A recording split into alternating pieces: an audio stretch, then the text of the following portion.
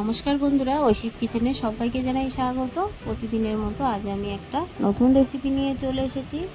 আজ আমি বানাবো বেগুন আলু দিয়ে ইলিশ মাছের ঝোল। আমি এটা অল্প সময়ে খুবই অল্প মশলা দিয়ে বানাবো, খেতে হবে দুর্দান্ত। তাই বন্ধুরা, রেসিপিটি পুরোটা দেখে এইভাবে বাড়িতে বানাবেন। প্রথমেই দেখুন, গ্যাসে কড়া বসিয়ে দিয়ে সর্ষের তেল দিয়েছি। এই তেলটাকে খুব ভালো করে গরম করে নেব। তেলটা গরম হয়ে গেলে আগে থেকে লবণ হলুদ মাখিয়ে রাখা ইলিশ মাছ দিয়ে দেব।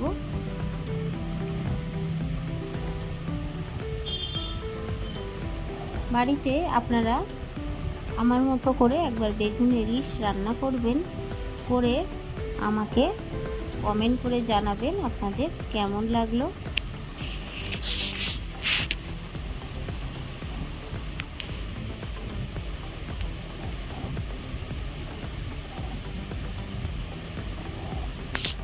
ইলিশ মাছগুলো দিয়ে আমি কয়েক মিনিট এইভাবে রাখার পরে মাছগুলোকে উল্টে পাল্টে ভেজে নেব। ইলিশ মাছ কিন্তু খুব কড়া করে ভাজবো না, এপিট ওপিট একটু ভাজা হয়ে গেলে তুলে নেব। তবে আপনারা চাইলে কাঁচাও দিতে পারেন। খুব কড়া করে ইলিশ মাছ ভেজে রান্না করলে স্বাদটা কিন্তু অতটা ভালো হয় না। তাই আপনারা অল্প করে প্রথমে মাছগুলো ভেজে নেবেন।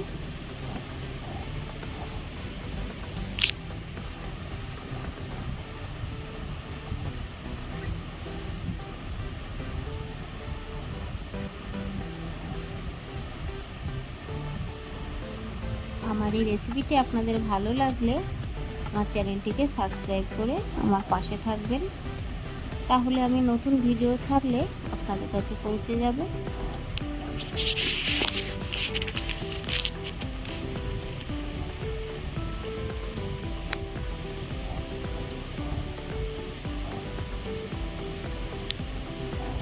এপিট ওপিট করে খুব সুন্দর করে মাছগুলোকে আমি ভেজে নিয়েছি, তবে খুব কড়া করে কিন্তু ভাজিনি। আপনারা মাছের কালার দেখেই তো বুঝতে পারছেন।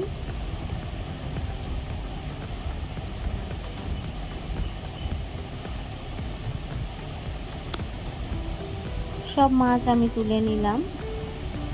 এই তেলের মধ্যে আমি দিয়ে দেব হাফ টিস্পুন কালো জিরে,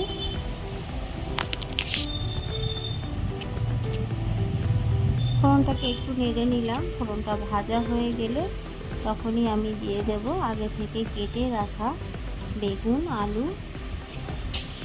এই একই সঙ্গে বেগুন আলু দিয়ে রান্না করবেন, তাহলে দেখবেন তেলটাও কম লাগবে আর সময়টাও কম লাগবে।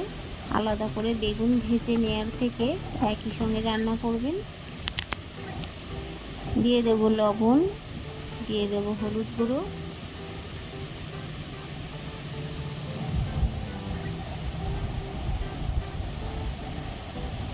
দিয়ে খুব ভালো করে আমি নেড়ে নেব।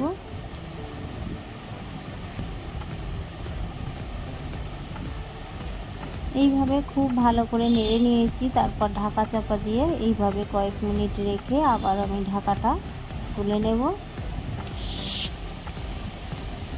ঢাকা চাপা দিয়ে বেগুন ভাজলে দেখবেন বেগুনটা খুব তাড়াতাড়ি নরম হয়ে যায়। ভালো করে আবারও একটু নেড়ে নেব। একই সঙ্গে বেগুন আলু দুটোই কিন্তু ভাজা হয়ে যাবে। ঢাকা দিয়ে আবারও কয়েক মিনিট আমি এইভাবে রেখে দেব। তারপর ঢাকাটা আবারও তুলে নেব। নিয়ে খুব ভালো করে নেড়ে বেগুন আলুকে ভেজে নেব।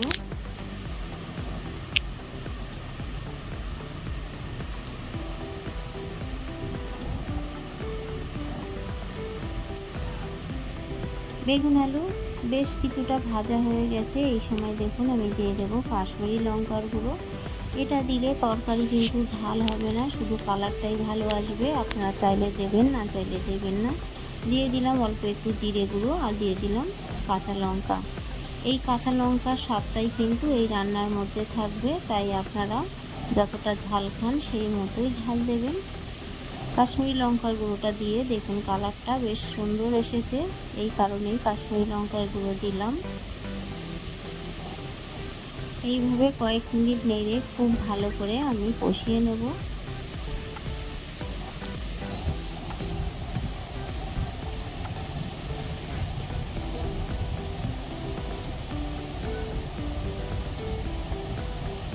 খুব ভালো করে নেড়ে কষিয়ে নিচ্ছি। অল্প একটু হলুদ গুঁড়োও দিয়ে দিলাম, কম মনে হচ্ছিল তাই। তারপর দেখুন দিয়ে দেব পরিমাণ মতো জল।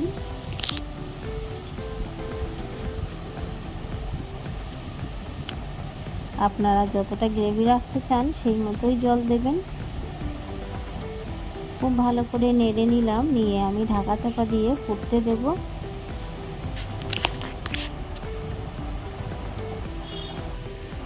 ফুটে উঠেছে, ঢাকাটা আমি তুলে নিলাম। তুলে নেওয়ার পর ভেজে রাখা মাছগুলো দিয়ে দেব।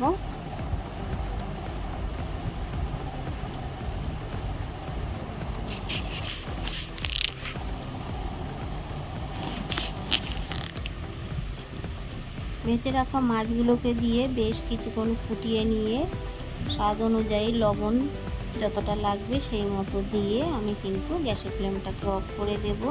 এটা আমার অফ ক্যামেরা হয়ে গেছে বন্ধুরা, তাই আপনারা এরপরে লবণ ঝাল দেখে নিয়ে যতটা গ্রেভি রাখতে চান সেই মতোই দেখে নামিয়ে দেবেন। আমার এই রেসিপিটি আপনাদের ভালো লাগলে প্লিজ আমার চ্যানেলটিকে সাবস্ক্রাইব করে পাশে থাকা বেল আইকনটি ক্লিক করে দেবেন, তাহলে আমি নতুন ভিডিও ছাড়লে আপনাদের কাছে পৌঁছে যাবে। রেসিপিটি ভালো লাগলে একটা লাইক করতে ভুলবেন না। রেসিপিটি কেমন লাগলো আমাকে কমেন্ট করে জানাবেন। ভালো থাকবেন, সুস্থ থাকবেন, আবার দেখা হবে পরের ভিডিও। পুরো ভিডিওটা দেখার জন্য সবাইকে জানাই অসংখ্য ধন্যবাদ।